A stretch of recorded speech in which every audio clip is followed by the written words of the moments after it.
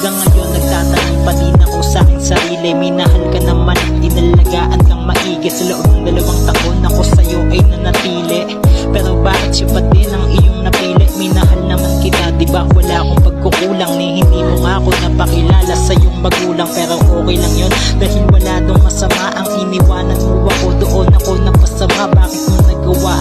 Hindi ka man lang nang hinayang, 2 taon ng pagsasama ang iyong sinayang. Kaya't di ko maiwasan maiyak sa ginawa mo, sa kabila ng pagpapakabuti ko, bakit ginago? Ganun po man, wala na akong magagawa. Sadyang hindi lang talaga tayo para sa isa't isa. Ang sarili ko ay hindi ko na pagsisiksikan sa ginawa mong yan. Iwag ko sanang pagsisisikan.